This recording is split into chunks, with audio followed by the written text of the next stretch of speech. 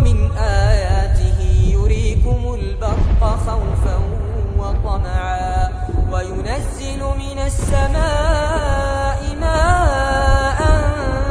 فيحيي به الأرض بعد موتها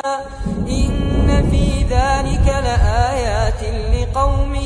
يعقلون ومن آياته أن تقوم السماء